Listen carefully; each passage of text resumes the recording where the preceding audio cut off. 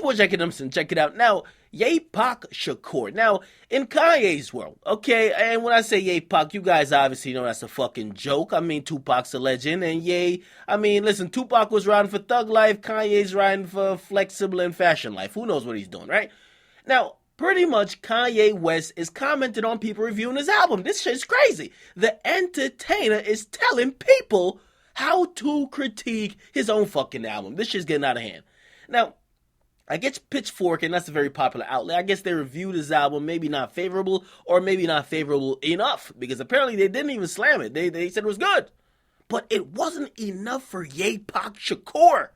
So Ye Pac, he actually got on Twitter, and by the way, he's been infected with a deadly disease of Twitter fingers. I don't even think Meek Mill has been infected with this type of disease. Okay, actually, yeah, he did, because he got his career almost gunned up and clapped quick. But Ye Pac tweeted out this. He said, Pitchfork, the album is a 30 out of 10. What the fuck? This shit don't even make mathematical sense. Now he continued. He says, Puff Daddy's the most important cultural figure in my life. His influence means everything to me. Now he says to Pitchfork, Rolling Stones, New York Times, and any other white publication, please do not comment on black music anymore. Okay, you gotta imagine, right?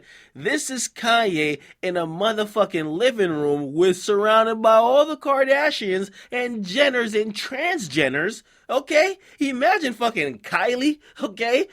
We have Brusette, right? We have motherfucking, what's the other one? What are these people's names, right? We have fucking Rob hanging over his shoulder, and he's tweeting out all this pro-black shit. He's talking about white people don't comment on black music. Okay. And by the way, I don't even know what race the Kardashians are. I think they got a new race. It's just Kardashians. Now, he continued. He says, I love white people. Obviously, right? Look at his wife. He said, but you don't understand what it means to be the great-grandson of ex-slaves and make it this far, okay? He says, the system. We all know about the system. He says the system, and that's the theoretical day that DJ Khaled also uses. The system is designed for colored people to fail. And one of her only voices is music. One of her only ways out is music. Don't tell me LeBron had a bad game. What's your jump shot look like, okay? All right then. Then he says, shut the fuck up and enjoy the greatness, okay? Now, Kanye West is obviously on a different and obviously a rare breed. I don't even know where they fucking cultivated this fucking crack rock, but it's doing wonders. They got this nigga on 100. Now, let me just say this, right? I'm black, okay, so maybe I could comment on it since the white people can't comment. And by the way, to a lot of Kanye's white fans, I was saying that Yeezus was garbage, and I'm not gonna lie, the most people that defended Yeezus was Kanye's white fans. So Kanye, what about your white fans that have been defending your music and they really consider themselves as one of your disciples? Are you trying to say that their opinion don't matter? Or maybe you were just in the heat of the Twitter moment and that crack rock had you on 100, and what you really meant to say is that if you're an outlet that is not of the hip-hop culture, because let's get it real now, there's a lot of white people that they're in hip-hop culture, and to be honest, they love it just like you and me. I have a conversation with a lot of them all the time.